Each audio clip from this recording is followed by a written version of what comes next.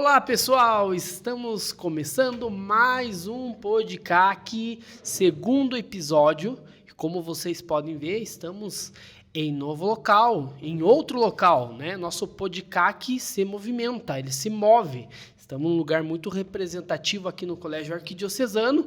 E quero agradecer, antes de começarmos aqui, a Agência Curitiba aí pelo suporte. Eles nos levam aí em todos os locais do nosso colégio. Então, a Agência Curitiba, coloca eles na tela aí, algum canto superior aí na tela. Agência Curitiba aí pela parceria e todo o suporte. Aqui ao meu lado esquerdo, o diretor do Colégio Arquidiocesano, meu grande amigo e irmão, Rodrigo Marchiori. Literalmente. É isso aí. Que alegria a gente poder estar novamente aqui gravando o segundo episódio do nosso podcast. Como o Ronaldo falou, um ambiente bastante expressivo aqui para o colégio, a Sala da Memória. Nós chamamos esse espaço de Sala da Memória. Então, ele foi construído para trazer um pouco da história da instituição Seminário São José, que é a nossa mantenedora, mas também do Colégio Arquidiocesano. Então, desde 1896 até os dias atuais. Então, tem muita história para contar aqui dentro. E não se preocupe, o aluno que está assistindo não conhece esse espaço. Como vocês sabem, o colégio é muito grande, mas logo o professor de ensino religioso vai trazer vocês aqui. Alguns já vieram, né? Alguns professores já acho que os novos, né? Os novos ainda não conhecem esse espaço e vão ter aí o privilégio de conhecer a Sala da Memória. Anexo a essa sala também temos aí o Museu de Dom Pedro Fedalto, que mora aqui no seminário, como nós falamos no primeiro episódio, e tem o museu dele aqui anexo a Sala da Memória. Mas vamos começar falando da nossa convidada de hoje. Então... e a nossa convidada aqui, tanto a convidada, o tema, hoje a gente vai falar, estamos no mês de Maria, o mês das mães, então a gente trouxe aqui uma pessoa que é mãe, né, e bem representativa, a pessoa de Maria, então o tema hoje é mães e educação de mãe, Maria, então o Rodrigo pode prosseguir aí com a apresentação dessa pessoa? Acho que é importante dizer que também é Campo Larguense. É verdade. Parece que selecionou. Não liga, estamos falando da região só de Campo Largo, a gente vai trazer outras pessoas de outras regiões, mas mais um de Campo Largo aqui. O primeiro episódio foi o Padre Osmair, nosso reitor, Campo Larguense, Ferraria, e hoje nós temos também uma Campo Larguense aqui conosco, então é uma alegria nós recebermos hoje a professora Jucimara. A professora Jucimara, ela mora em Campo Largo e trabalha aqui conosco no Colégio Arquidiocesano. Hoje, professora apenas do ensino médio, mas já tem uma caminhada aqui conosco, mas na educação. Tem uma boa caminhada na educação. Acredito que Campo Largo, pelo menos metade de Campo Largo já foi aluna dela. Um pouco mais da metade, né? Achou um pouquinho mais da metade. Inclusive a minha esposa. Minha esposa foi aluna da professora Jucimara. Então, a professora Jucimara, em Campo Largo, né, bastante pessoas conhecem ela, foram alunos dela.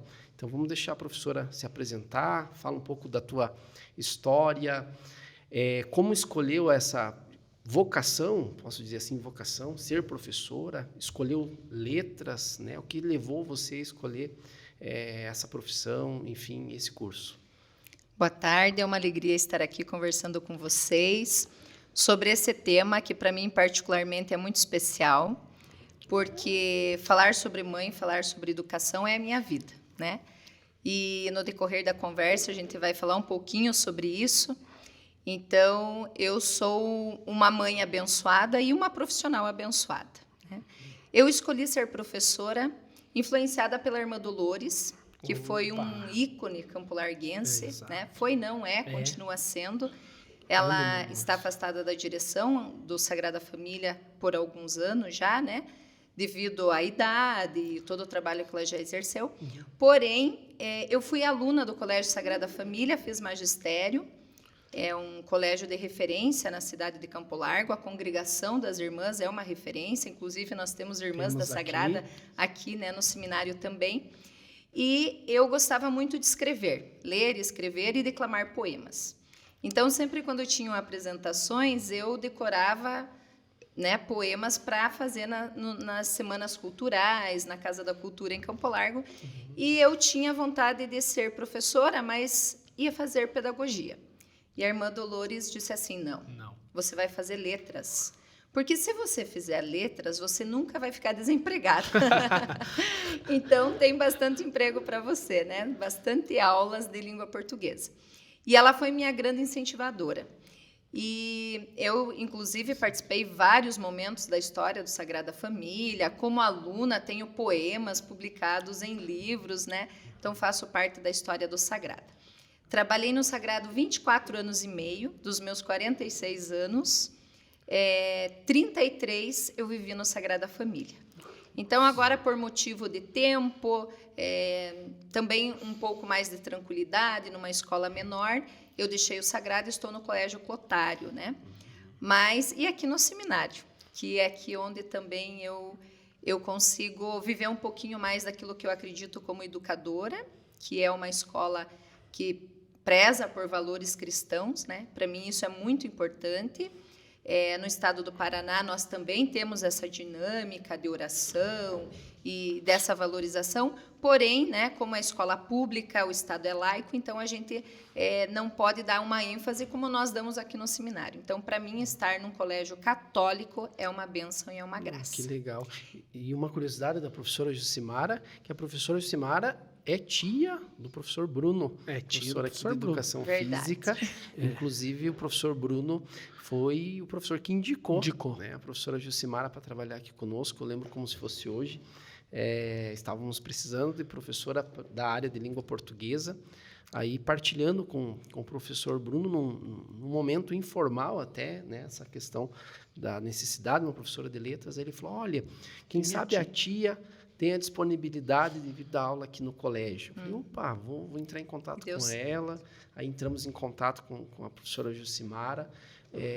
Quantos anos já aqui no colégio? Desde 2020, né? Desde quarto 2020, ano esse. É o quarto ano.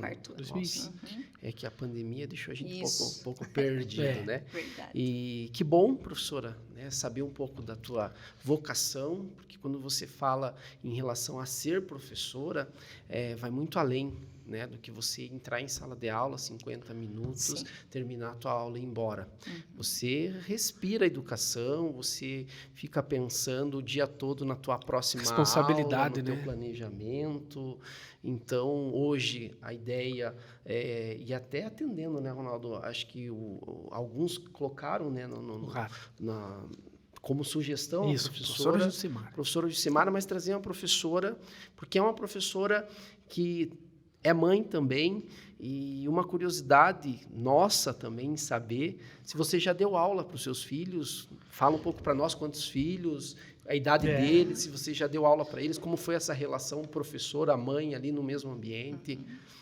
Então, primeiro só completando o que você tinha colocado, né? O Bruno foi meu aluno, a pedagoga Nathalie, né? A pedagoga Nath, que está aqui também. Olha lá. Tem uma história toda, assim, da pedagoga estar aqui, né? Uma história iluminada, né? Ela foi tua aluna? A Nath também foi minha aluna. Ela né? viu como ela deu aula para mais a metade de Campo Largo, gente? Então, é que eu comecei novinha, esse é o detalhe. Ah, tá. Eu comecei bem novinha. Deixa eu explicar, né? Isso, vamos explicar. Vamos explicar, que eu comecei nova. E claro, né, tenho ex-alunas que hoje são meus colegas de trabalho lá no Clotário, no Sagrada, então é uma alegria, né? Mas assim, eu dei aula para os meus filhos, para os dois, né? Para a Júlia, atualmente ela é minha aluna no 6º ano, e é uma relação muito legal, porque nosso combinado é assim, que em casa eu sou mãe e na escola eu sou professora, né? Então, nós separamos as coisas. O Lucas foi meu aluno no ensino médio. Todo o ensino médio? No 2º ano do ensino médio. Daí, quando foi para o 3º ano, eu fiz uma troca com a minha colega, né? E falei assim, vou entregar um pouquinho o meu filho para você também fazer um pouco do seu trabalho, né? Porque, às vezes, a gente brinca que santo de casa não faz milagre, né? Mas é porque eu gostaria que ele tivesse outras experiências, né? Certo. Com outros professores, e até porque nós, dentro da educação, um professor completa o trabalho do outro. Isso é muito importante, né? Então, eu confiei o meu filho para minha colega, para a Ângela Fernandes, que é uma excelente professora, trabalha lá no Sagrada, dá aula em universidade, e que fez um trabalho também maravilhoso e foi muito gratificante a gente fazer essa troca, né? E a minha filha atualmente é minha aluna, no 6º ano. Então, o nosso combinado sempre foi esse, né? Na escola, vocês são meus alunos e em casa eu sou mãe. Sou mãe. E nunca tivemos problemas quanto a isso. E eu, no começo, eu me perguntava assim, será que os meus filhos vão ter vergonha, né, de ter aula comigo, né, na sala, porque o que a mãe vai falar e os colegas vão depois comentar, né? Mas, para minha felicidade, eu sempre... Tudo que eu procurei fazer para os meus filhos é o que eu procuro fazer para os meus alunos. Então, eu me coloco no lugar de mãe, né? Mando meu filho para a escola. O que eu quero que ele aprenda? Eu quero que ele tenha aula, eu quero que o professor explique. Então, eu quero isso para o meu filho, eu quero para o filho dos outros. Então, pelo contrário, a relação de mãe e professor, e de aluno e de filho, ela foi acontecendo de uma maneira natural, porque cada um foi colocando as coisas dentro do seu devido espaço, né? Então, assim, um fato bem engraçado até que aconteceu foi esse ano. Eu estava fazendo uma aplicação no meu olho esquerdo e, em um dos dias, eu dando aula, a Júlia ergueu o dedinho na sala e falou assim, professora, posso falar com você? Pode, né? Pode vir até aqui na minha mesa. Aí ela chegou, professora, olha, não sei se você viu, mas teu olho tá com um pouquinho de sangue. Tipo, mãe, não posso, né? Ela não fez nenhum escândalo. Mãe, corre que tá acontecendo alguma coisa, né? Com todo cuidado, porque foi um combinado, né? E foi bem interessante isso, né? E essa relação, ela vai acontecendo quando a gente estabelece esses limites. Exato. E eu acho que na escola também é assim. Sabe separar, né? Eu sou bem mãezona, né? Os meus alunos sabem, né? Tem a hora que eu me emociono, tem a hora que eu compro a dor deles também, mas também tem a hora que eu sou a profissional, né? Então, isso é muito importante, você saber até onde vai o teu limite, onde é o teu profissional, onde é o teu pessoal, e na relação de mãe e filho, e professora, e vai acontecendo naturalmente. Né? Eu fico imaginando que desafio. Pense para a filha, para a Júlia, ou para o Lucas, né? Tenho prova amanhã e eu tenho que estudar e a prova é da minha mãe. É da minha mãe. Né, mãe, você pode me dar uma pista de quais questões vai ter na prova? Não estudei, será que você pode me ajudar? E eu imagino que deve ser um desafio, né? Olha, a mãe já explicou em sala de aula, né? A professora já explicou em sala de aula, estude, e a prova você vai ficar sabendo amanhã. Então, né? Isso foi bem interessante que aconteceu semana passada, né? Então, as notas começaram a ser fechadas e a Júlia falou assim, mãe, eu tenho uma coisa para te falar. Eu falei, que foi, filha? Alguma disciplina você não conseguiu, né? Ela falou, eu acho que a tua disciplina vai ser a disciplina que eu vou tirar nota mais baixa. Eu falei, na minha? Como assim? Né? Daí ela falou, mãe, você vai ficar muito brava se eu tirar menos que 9,5, né? Porque sexto ano, e a gente tem um combinado, né? Das notas em casa e tudo. E aí ela vem com 9,3 de média, né? Mas não foi a melhor média. E daí eu falei, isso mostra que você tirou pelo teu esforço. Não é porque você é filha de professora que você foi beneficiada, né? Certo. Então, aí ela disse, né, mãe? Então é melhor ficar com 9,3, que foi o meu esforço, do que se você tivesse me dado alguma resposta, né? Muito legal. E durante todos esses anos, né, meu filho Lucas já terminou o ensino médio, eu nunca tive nenhuma situação deles abrirem meu computador para ver provas. Então, assim, eu na escola sou professora, em casa sou mãe, né? Do portão para dentro é mãe, do portão para fora é professora e outras atividades, né? Então, isso nunca interferiu. Mas precisa que haja esse combinado e esse esclarecimento, né? Entre... Um aluno me perguntou esses dias, falou assim, Rodrigo, você tem filhos? Eu falei, tenho um menino de 2 anos. Então logo ele vem estudar aqui no colégio. Mas imaginou se você dar bronca e chamar ele na tua sala para dar bronca? Aí eu brinquei, falei, não, se precisar chamar, a gente chama, né? E aí elas ficaram conversando, nossa, mas imagine que diferente mesmo, né? Mas precisa, né? Dessa questão, olha, aqui eu sou o diretor, no caso, quando acontecer isso comigo, no caso, e com você como professora hoje, né? Saber separar isso. E falando da profissão, né? Da questão de ser professora, a gente sabe que é um grande desafio. Infelizmente, hoje, nós percebemos, se nós formos em sala de aula, muitas vezes perguntar quem quer ser professor, né? Poucos têm, né, essa vontade, eu quero ser professor. E aqueles que querem ser professora é porque se inspiraram ou na atual professora que está dando aula para eles, ou a professora lá do Fundamental 1, Fundamental 2, né, que marcaram a vida. Então, assim, nós vemos como educador hoje o papel do professor na vida do aluno, que é muito além, vai muito além do que ensinar apenas conteúdo, né, porque a educação, né, pensando na questão da educação, é um caminho de humanização e de inclusão social, que é um grande desafio, e eu falo assim no sentido de inclusão para a questão da fraternidade dentro da escola, né, que é isso que o Papa Francisco fala, né, no Pacto Educativo Global, né, essa questão do papel dos educadores, dos atores da aldeia educativa, que ele coloca, e eu acho isso muito bacana, o aluno, né, como centro, que nós temos que voltar os olhos para o aluno, para que ele tenha esse caminho, possa fazer esse caminho de humanização, e aí aumenta o nosso desafio de educador. Caramba, tem uma responsabilidade gigantesca perante o aluno.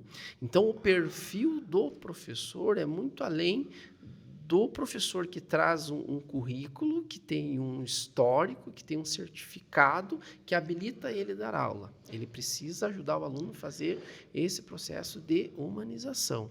E o Colégio Arquidiocesano, como a professora falou, tem isso no DNA, né? Essa preocupação com a formação humana.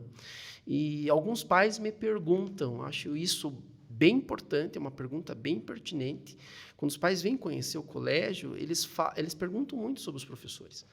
Formação do professor, a caminhada deles com a identidade da instituição, como é feita as formações para os professores, porque eles buscam essa escola porque sabem do nosso trabalho, né? E a professora Jucimara, né, eu posso dizer, falo isso para o Ronaldo, ela, além de ser professora, ela é mãe, mas também é atuante, né, na paróquia, né, tem uma participação bem ativa, além de ser católica praticante, mas ativa também em pastoral. Então, gostaria que você contasse um pouco da tua trajetória como cristã, católica, praticante, atuante e protagonista também em algumas pastorais da paróquia. Eu brinco dizendo assim que eu sou católica desde que eu me conheço por gente, né? Então, primeiro pelo batismo, né? E depois as diversas ações. Então, eu sou filha de agricultores e, na verdade, minha origem não é bem Campo Largo, é Balsa Nova, é um município ali do ladinho, né? Do ladinho.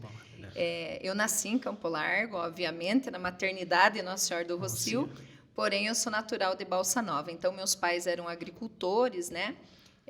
Tinham leiteiraria, plantavam milho, feijão, criavam gado. Na época, eles distribuíam, vendiam o leite para Claque, que depois se transformou na antiga Batavo, né? Então, eu cresci nesse meio rural. E aí, nesse meio rural, além de nós valorizarmos já a nossa casa, né? A nossa terra, o nosso espaço, nós tínhamos uma coisa muito forte, que era todos os dias agradecer, né? Agradecer pelo alimento, agradecer pelo animal que estava lá, né? Pelo leite. Então, nós tínhamos esse ritual na minha casa. E isso vem, claro, de herança, minha mãe de família italiana, meu pai de família polonesa, muito católicos, e nós rezávamos o terço todos os dias, né? Então, na época ainda que a TV, eu nasci em 77, a TV era preto e branco, né? Tinha aquela tela colorida, então, na minha casa era sempre tons de verde em degradê, da minha tia era tons de rosa, né? Então, aí a gente achava que quando ia na tia, tinham trocado a roupa, né? Mas não, era a tela da TV, né? E nós nos reuníamos todas as noites para rezar o Santo Terço, né? Então, eu já nasci num berço católico, então eu fui muito privilegiada por isso. Mas mais que isso, como na escola a gente tem o conteúdo e tem a valorização humana, em casa nós tínhamos muito isso. Nós tínhamos a questão da religião, mas também a gente tinha a questão do envolvimento social. Meu pai e a minha mãe eram pessoas que se envolviam muito socialmente com outras pessoas, né? Com os vizinhos, com o plantio. Tinha moinho, né? Então daí os vizinhos traziam milho para ir lá fazer o fubá, o biju. E a gente foi criando nesse ambiente que eu considero, né, um ambiente muito saudável. Que, infelizmente, meus filhos não puderam ter o mesmo ambiente, né? E nós rezávamos, mas também nós tínhamos tarefas, né? Então, assim, a minha mãe, meus pais, se fossem vivos, esse ano, em 2023, estariam fazendo 90 anos. A minha mãe foi uma grande educadora e eu tenho certeza que essa educação que veio dela veio de Maria também. Em vários momentos eu fico pensando, né, a gente reviveu a Semana Santa esses dias, como Maria tinha que silenciar para que o plano de Deus acontecesse.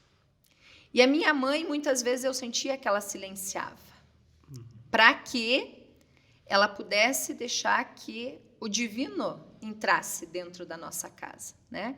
Então, ela era uma mãe assim que ela não discutia, ela não batia de frente, ela ia deixando a gente aprender com os erros. Então, falava 3 vezes, não coloque a mão aí no fogão a lenha porque vai queimar. Avisava. Ela ficava de olho, mas ela deixava que a gente desse uma cutucadinha ali, uma queimadinha. Era uma forma de educar. Né? Nós fazíamos a oração, mas não bastava fazer a oração. Né? O que você fez de bom hoje? Então, hoje é teu dia de ir lá abrir o quintal para as galinhas. Hoje é o dia de você ir lá. Então, tinha ação, né? É ação. Então, nós fomos, a minha família toda, meus irmãos, nós tivemos esse privilégio de ter uma mãe muito sábia. Embora ela tivesse estudado só até a antiga 4ª série, a minha mãe era muito sábia porque não bastava a gente só rezar o terço todo dia por rezar. A gente tinha que fazer alguma coisa que revertesse em bem para todos, né? Então, isso, nós crescemos com isso, né? Com essa prática, né? Com essa prática. E aí, uma das coisas, claro, se você faz isso em casa, você vai para a catequese e pronto. Aí você já se envolve. Então, desde que eu entrei para a catequese, eu nunca mais saí da igreja, né? Então, comecei na liturgia. Depois da liturgia, eu sou fruto da Pastoral da Juventude, bons tempos, né? Na década de 90, em especial, ali, 93. Foi aonde eu conheci meu esposo, no grupo de jovens Gota d'Água, né? E depois nós namoramos 6 anos e meio, casamos, né? Fizemos noivado num domingo de Páscoa.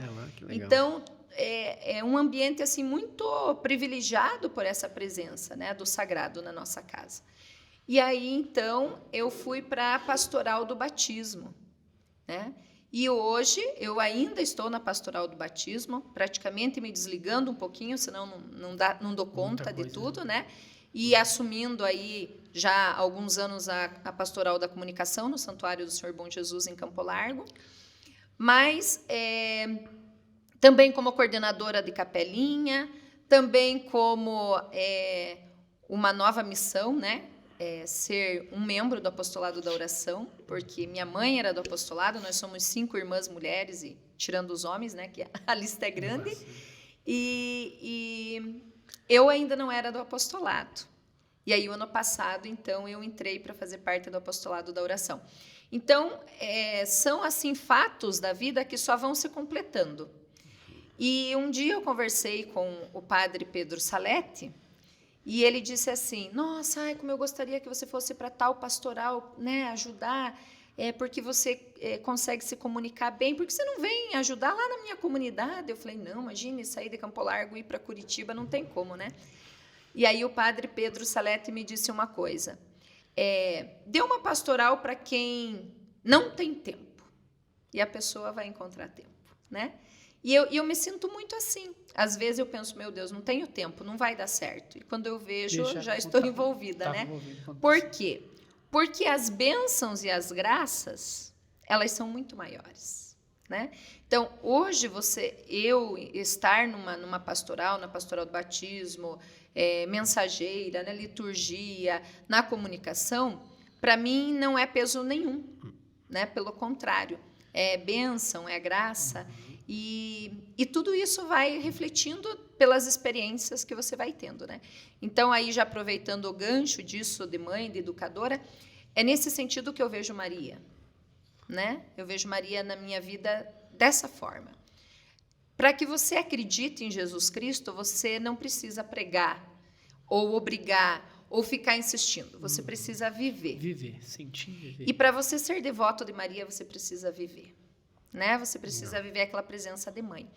Então, eu procuro viver a minha presença de mãe pelo exemplo que a minha mãe deu de amor, de conversa, de carinho. É a última a dormir, né? É aquela que sempre está preocupada, Cuidado, né? cuida. Preocupação, E aquilo vai se estendendo, né? Aí não é só para você, para os teus filhos, aí se estende para a tua comunidade, se estende para os teus alunos, né? E a realidade, né? Quantos irmãos? Você... Nós somos em 13 irmãos. 13. Então, né? a realidade é mãe de 13, né? Mãe de 13. Então, 13 filhos numa casa. Família Hoje em dia, né? Quem tem 13 filhos hoje é difícil. E tem uma história que já começa aí também da minha mãe. Eu brinco, olha, esse podcast aqui, quem está assistindo, eu ficaria umas 3 horas falando, no mínimo, né? Mas tem uma coisa muito interessante, que a minha mãe e meu pai, eles tiveram 6 filhos homens. E antigamente, né, eu conto isso para os alunos, existia uma lenda que se o 7º nascesse homem, viraria lobisomem, né? E aí a minha mãe fez uma promessa para Nossa Senhora, que ela queria ser abençoada com uma filha mulher, e que, se fosse a vontade de Deus, ela daria o nome de Maria. E é a minha irmã mais velha, né? Então, ela se chama Maria Helena. Nome de Maria e Helena da minha nona, né? E depois da Maria vieram as outras filhas. Foram e mais 7 homens filhos. seguidos. Foi 7? 6 homens seguidos, 6, e foi daí 7, nasceu a 6. Maria. Foi a né? sexta. Nasceu a Maria, né? Não nasceu lobisomem. Não né? nasceu Foi a lobisomem, sétima, já já não deu para contar nenhuma lenda, né? Foi uma mulher. Já virou. E aí, então, e a Maria, minha irmã mais velha, é impressionante, porque ela é a manda-chuva da família, né? Então, ela criou uma força ali nessa vinda, né? Meus 6 irmãos mais velhos, todos, qualquer problema é com a Maria. Né? Então, ela que decide.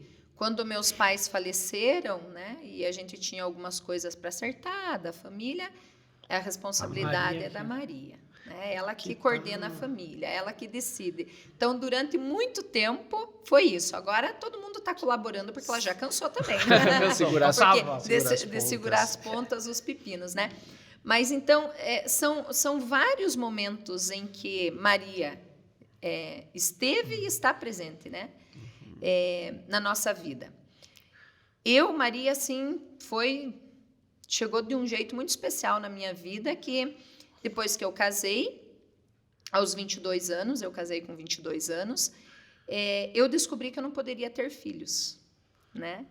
E aí eu passei por um processo de tratamento e eu tinha uma doença crônica, que muitas mulheres sabem, que é a endometriose, que impede a mulher de ter filhos. E eu teria que passar por diversos procedimentos para que pudesse ter filhos, e não era garantido. Então, o que a gente fez? Fomos, né, à procura da medicina, mas também não deixamos de nos colocar na presença de Deus, né? A presença de Maria.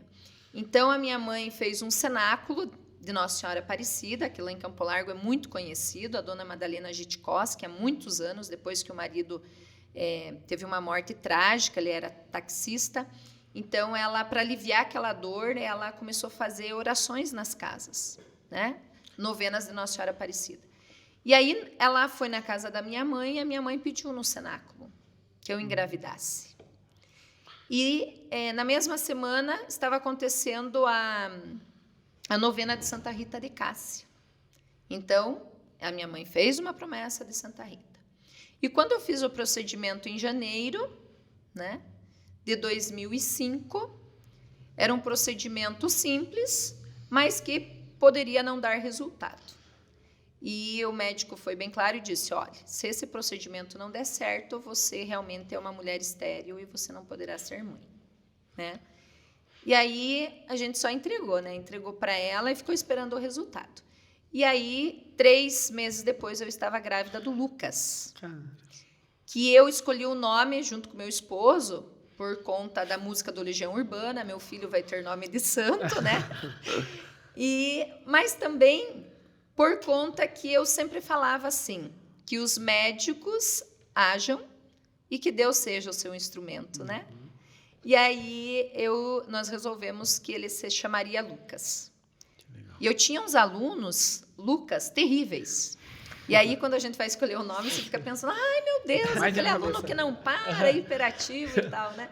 Aí eu pensei, não, vamos amenizar. Vamos colocar Lucas Eduardo, né? Que o Eduardo é mais quietinho, né?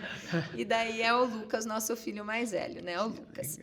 E com 3 meses, realmente, não precisei ter a notícia triste que eu não seria a mãe. Nossa, que benção. Depois veio a Júlia, também. A Júlia eu demorei um pouco mais tempo para engravidar. Foram 7 meses de espera, né? 6 anos e meio e 7 meses de espera. E a Júlia nasceu. Júlia, para combinar com o meu nome, né? A inicial, Jucimara. E Carolina, homenagem à minha mãe, claro, que foi, né, o meu anjinho aqui na Terra, né, que eu sempre brinco que sempre estava comigo ali. Então, Maria teve presente em vários momentos, vários. Depois eu passei por praticamente 9 cirurgias, depois das 2 cesáreas, né, cirurgia de intestino, de ovário, de útero. Várias vezes tive que repetir por conta da endometriose, né? E atualmente estou na melhor fase, né? Graças a Deus. Hoje o Lucas com 17 anos, a Júlia com 11, e com essas bênçãos. Então, para mim, falar de Maria é a mesma coisa que falar com uma amiga, uma parceira, uma mãe de verdade, né? Porque ela está em todos os momentos, né? E, em especial, claro, nós temos várias devoções, né? Mas, em especial, Nossa Senhora Aparecida. Que bênção. Né? É nossa mãe, nossa padroeira, do nosso país. E aqui no nosso colégio, né, nós temos essa realidade. Falamos no primeiro episódio do podcast de ter seminaristas aqui no colégio e que moram aqui durante a semana e que estão longe, né, fisicamente da mãe. Né? E o papel da professora também exercendo essa maternidade para os nossos alunos, de modo específico aqui falando dos seminaristas. Como também temos a presença das irmãs da Sagrada Família aqui no colégio, que desempenham esse papel da figura materna, né? A exemplo de Maria. E temos a graça de ter aqui dentro do nosso do terreno, né, do colégio, o santuário dedicado à Nossa Senhora do Equilíbrio. O primeiro santuário dedicado à Nossa Senhora do Equilíbrio aqui no Brasil. É um santuário que está, né, criando assim, uma proporção bem bacana, está se tornando cada vez mais conhecido. E eu costumo dizer que é uma devoção que nós pedimos diariamente, né, que é o equilíbrio. Né? E é esse equilíbrio que muitas vezes, eu posso dizer diversas vezes na sua vida, né, em relação à parte agora é mãe, agora é professora, agora é esposa, agora eu trabalho na pastoral. Então ter esse equilíbrio, né, para não trabalhar demais muitas vezes ou, né, de menos. Então ter esse equilíbrio é muito importante. Mas acredito que também tem desafios, né? Muitos. E talvez quem esteja aí nos ouvindo, que é mãe, possa pensar, nossa, que bênção, né? Ser professora. Então, pode acreditar, assim, que talvez não tenha desafio com o filho em casa porque é professora, ou com a filha porque é professora, mas também tem os desafios, como qualquer outra mãe tem, na educação, a realidade da educação dos filhos, né?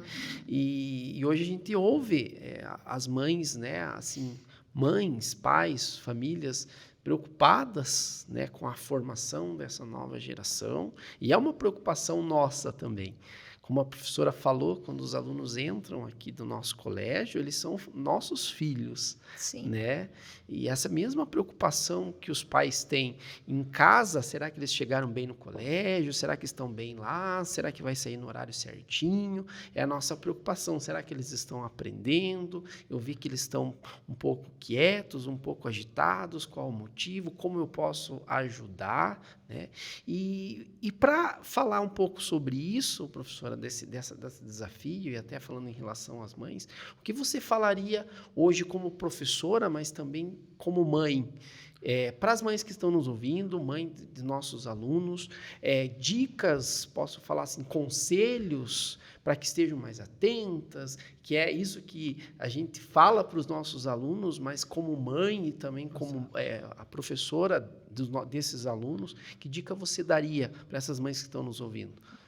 Eu costumo dizer assim, sabe, Rodrigo, que bom se o filho viesse com uma receitinha, né?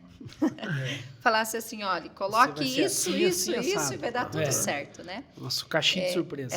Não existe receita, né? Mas existe sim algumas coisas que nós podemos levar em consideração. Então, eu penso muito assim, eu sou a filha mais nova de uma família enorme. E dos meus irmãos até minha geração, muita coisa mudou. Então, a primeira coisa que nós temos que pensar é que os jovens de hoje não são mais os jovens de antigamente. Exato, isso tem que... Tá? Isso é muito importante. Então, que os pais entendam. E, inclusive, eu falo isso para os meus alunos. Que às vezes eles reclamam, mas minha mãe não quer isso. Eu falo, gente, opa, né? Os pais de vocês foram educados numa outra época, exato. Mas a preocupação que eles têm com vocês, com o horário, quando vocês saem, quando vocês voltam, é a mesma. Né? Então, a primeira coisa, não é uma receita. Né? Não vem numa caixinha com a receita, a embalagem ali. Apesar deles serem presentes de Deus, né? Eu falo que os meus filhos, com tudo que eu passei, são presentes de Deus. Mas a caixinha, a tampa está aberta, né? E a gente vai moldando, né? Então, a primeira coisa é nesse sentido. Segunda coisa, o diálogo. O diálogo é muito importante, né? Então, assim, e são fases também. Eu tive dificuldades com o meu filho, com o Lucas, quando ele estava do 6º para o 8º ano. Ele era um menino mais gordinho, né? Sofria bullying na escola, poderia ter sido um menino depressivo, né? Mas eu observava o comportamento. Então, nós precisamos observar. Né? O jeito que se veste, os gostos que começam a mudar. Tem uma fase que eles só querem usar preto, né? Uma fase difícil. Uma fase que eu não vou mais para a igreja, uma fase que eu não quero mais rezar. Então, nós passamos por essa fase. Todos os pais vão passar, né? Feliz daquele que não passa. Ai, que bom. Mas se tem alguém que não passa, que bom. Né? Mas é uma realidade. Então, a primeira questão é o diálogo. Né? Sempre perguntar e estar aberto. Então, e também, claro, que estar aberto ao que o filho tem a te dizer não significa que o filho não tenha que cumprir regras. Exatamente. Né? Então, na pastoral do batismo, quando a gente faz um encontro, a gente sempre fala assim, né? Se o pai diz sim, que a mãe também diga sim. Se o pai diz não, que também a mãe diga não. Então, a primeira regra é isso, né?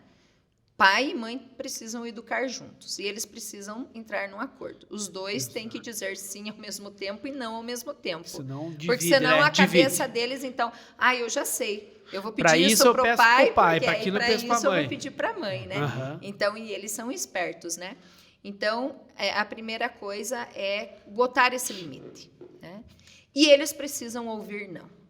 Nós vivemos numa geração que os nossos filhos são muito imediatistas. Né? Então, eu quero um celular. O pai e a mãe já vai comprar? Não. Né? Então, não é barganhar, mas precisa existir uma troca. Eles precisam conquistar. Eu brinco que é igual o Pequeno Príncipe. Tu me cativas. Mas daí o Pequeno Príncipe pergunta para a raposa, como que eu faço para te cativar? Né? E ela responde, se você me diz que você vai vir às 3, às 2 eu já vou estar te esperando, né? Porque ela tem uma hora para criar aquele laço. E é isso que nós precisamos fazer, criar esse laço. Né? Então, se eu digo para o meu filho, olha, Dia das Crianças eu vou te dar isso, mas, claro, tem uma condição. Você precisa arrumar teu quarto, você precisa fazer tuas tarefas.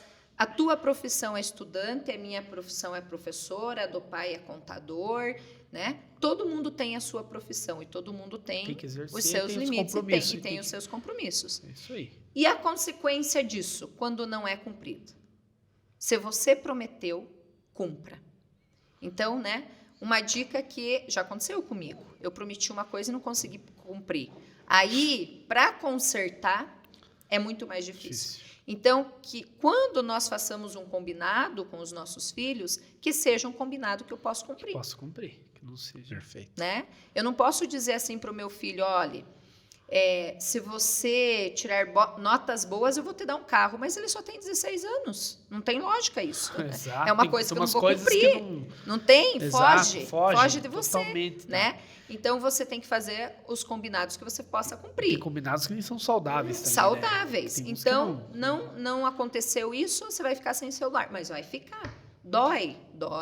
Mas eu lembro que as primeiras vezes que eu dei castigo para o Lucas, com 4 anos, 5 anos, nossa, eu chorava. Eu me fechava no banheiro e chorava, porque eu dizia, meu Deus, mas eu vou cumprir. Ai, que dó, não, mas eu vou cumprir. Então, parece que o Espírito Santo estava lhe dizendo, não, cumpra aquilo que você combinou. E a importância também de a gente ter essa disponibilidade no interior da gente de colocar nas mãos, né, nas mãos de Deus, nas mãos de Nossa Senhora, de pedir essa ajuda. Porque sozinhos nós não conseguimos, né? Eu falo nos encontros de batismo que aquela velhinha que os pais ganham no dia do batismo não é para o dia de tempestade, de tormenta, né? Começou a chuva, vamos acender a velhinha do batismo. Não. Que essa é para um dia especial, né? Primeiro emprego, às vezes você está numa dificuldade. E eu, durante esse período, dos 12 aos 13, 14 anos do Lucas, várias vezes eu fui até a Capela do Santíssimo e falei, Senhor, me ilumine, que eu não sei mais o que eu faço com meu filho. Porque no começo eu chamava a atenção e dizia, mãe, pelo amor de Deus, isso aí, que caretice, isso, né? E às vezes até com palavrões. E aí eu falava, meu Deus, e eu queria bater de frente, porque eu queria também, não deu certo, né? Então você vai deixando. É igual pipa. Você vai soltando a corda e puxa. Solta e puxa. É a condução, né? Então, ser pai e ser mãe não é fácil. É uma missão. É uma missão, né? Cada profissão tem uma missão, né? O padre tem uma missão, o bispo tem uma missão, e nós, como pais e mães, nós também temos uma missão. Muito bom, né? muito bom. E a gente precisa pedir, porque uma missão ela só vai para frente se você tem o real e o divino, né? Então você tem que trabalhar com o real e com o divino. E aquilo vai te dando forças, vai te eliminando. E quando você não consegue, você pede ajuda. Pede ajuda. Né? Você pede ajuda, você pede ajuda para o padre, você pede ajuda para um leigo na tua comunidade que já passou por essa experiência. Hoje, na nossa Igreja Católica, a gente tem a pastoral familiar, que faz um trabalho belíssimo. Você pede ajuda. Perfeito. Né? E porque muitas vezes, quando você não consegue administrar isso com os próprios filhos, mas você larga, você perdeu o teu filho. Não, né? Uma vez, eu atendi uma mãe e a mãe disse assim, eu não sei mais o que eu faço com meu filho. E aquilo me deu uma dor tão grande, porque eu pensei assim, meu Deus, se ela como mãe não sabe, imagine eu como professora, que só fico 4 horas aqui. Aí eu falei, não, mãe, não. Você não sabe, mas a gente vai te ajudar, a escola vai te ajudar, a igreja vai te ajudar. E foi, né? Você tem que procurar fazer aquilo que o teu coração manda, mas também pedir ajuda. Com certeza. E pai, nunca desistir. E às vezes pai são realidades que não desistir. são, digamos, tão difíceis, a pessoa acaba não enxergando, às vezes partilhou com uma pessoa, vem soluções ali. E é um trabalho de formiguinha, né? Como na escola. Perfeito. Né? Na escola é assim, você fala para um 6º ano, olha, na hora do intervalo não pode sair no corredor. Tá lá. Se o professor falar, Eu já cansei, todo dia chama atenção. Não, chama de novo, chama de novo, chama de novo e de novo, quantas vezes, né? Porque, como já dizia a irmã Dolores, nós somos os adultos da relação, né? Somos adultos da relação. Eles são as crianças e muitas vezes eles não têm noção do perigo, das Exato. consequências, né? Perfeito. Então a gente vai Dá pra juntando, cansar, né? Vai juntando. Fica a dica. Pai e mãe não podem desistir. Não jamais. pode desistir, Perfeito. não pode dizer sim, Exatamente. um diz sim, Alimentos, outro não, perfeito, caminhar junto. é caminhar juntos. equilíbrio, né? Um equilíbrio. Professora, você entrou aqui no Colégio Arquidiocesano num período de pandemia. Você entrou junto com a pandemia. E como foi esse desafio para você? Então, eu entrei, né, em 2020 e logo começou a pandemia. Então, foi um desafio muito grande. Primeiro que eu não sou de uma geração digital, né? Não sou uma nativa digital. Então, a dificuldade é ainda maior para que a gente entendesse. Mas o que marcou nessa pandemia foi a troca, o aprendizado. Então, para nós, professores, tudo era novo. Os alunos tinham um pouco mais de facilidade, né? E, em certos momentos, nós deixamos de ser professores e passamos a ser alunos, porque eles diziam, professora, clica aqui para mostrar o slide aqui, né? E, ao mesmo tempo que a gente foi aprendendo com os alunos, nós acabamos entrando nas casas, né? Então, as famílias nos receberam. Querendo ou não querendo, elas começaram a observar o trabalho do professor. E nós também começamos a observar a rotina das famílias. Eu lembrei de um episódio agora, né, da professora Iris, de outros professores, que o cachorro latia, que o papagaio cantava, né? A campainha tocava e a gente tinha que dizer só um pouquinho, né? Vou dispensar o motoboy que veio trazer a marmita. A vida real mesmo. A vida real. Então, ali foi um aprendizado muito legal e houve muito essa interação com os alunos, né? No começo foi muito difícil, nós passamos um ano ali que nós não conhecíamos o rosto dos nossos alunos, a gente necessitava que eles abrissem as câmeras, às vezes eles não abriam porque tinham vergonha, porque a nossa casa foi uma extensão, né? A nossa cama, o nosso sofá, no inverno principalmente, os alunos de pijama, né? Então, essa interação, esse aprendizado serviu também para mostrar que todo conhecimento, né, ele é necessário, mas que nas circunstâncias da nossa vida nós vamos ter alguns desafios que nós temos que saber administrando. E a troca favorece muito, né? E aí, quando nós voltamos, então, o grande desafio foi tentar transmitir o conteúdo através de uma tela, sem saber se o outro estava nos ouvindo, prestando atenção, né? Então, foi um desafio muito grande.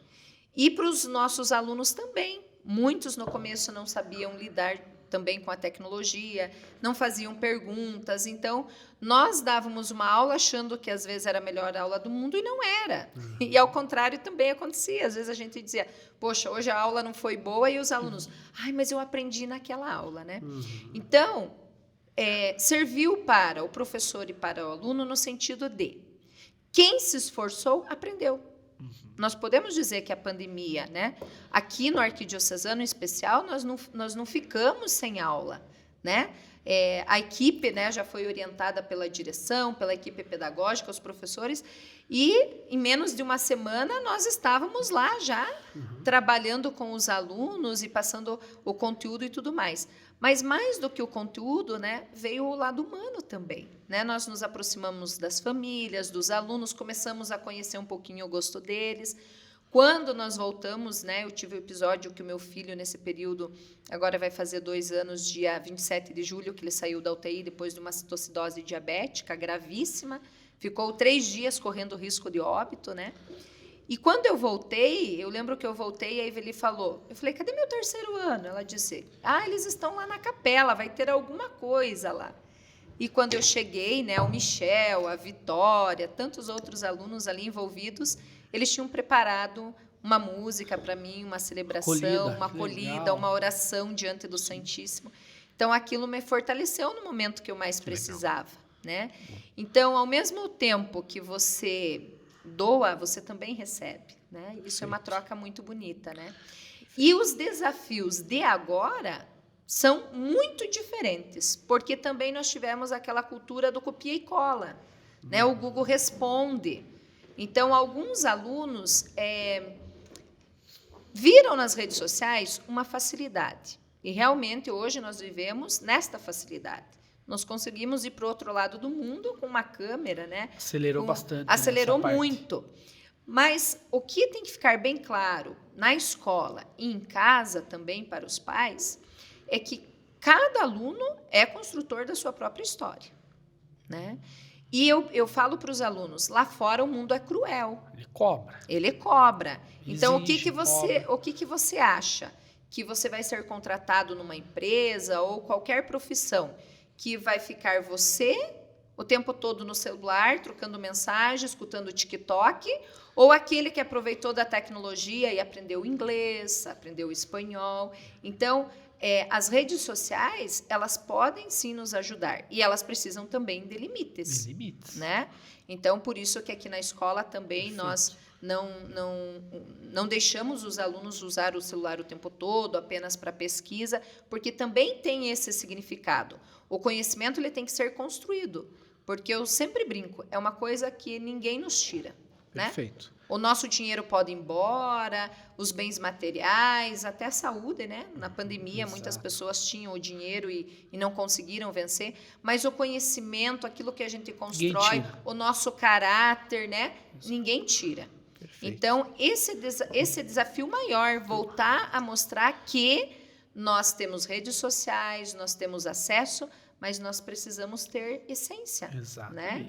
Ter caráter, ter personalidade, que construir, valioso, né? Que é valioso, Exato, né? Perfeito. Isso é um grande desafio. Para as famílias. E 2020, pandemia. 2022, iniciamos um novo modelo de ensino médio. E a professora Jucimara é professora de língua portuguesa, produção de texto, também literatura, para o ensino médio aqui no CAC, e também de um itinerário formativo. Então, para fechar o nosso podcast, que estamos com o horário já um pouco estourado, fala um pouco dessa experiência com o itinerário formativo, como está sendo. Já é a turma do ano passado que iniciou com você esse itinerário formativo, agora o primeiro ano também, mas o segundo. Então, conta para nós essa experiência do itinerário formativo. O itinerário ele foi uma novidade para todos, né? Então, eu trabalho também na escola pública e tenho familiares em outras redes particulares. Então, o ano passado, ele veio com um desafio para todos o ensino médio. E nós estamos construindo. Mas a importância do itinerário é essa autonomia que nós estamos dando para o aluno no sentido de construção do conhecimento, né? Então, o professor é um orientador, é um mediador. E, às vezes, claro, para o aluno fica mais difícil, né? Às vezes eles falam, mas, professora, mais um portfólio de atividades, mais um diário de bordo, mas quanta tarefa a gente tem.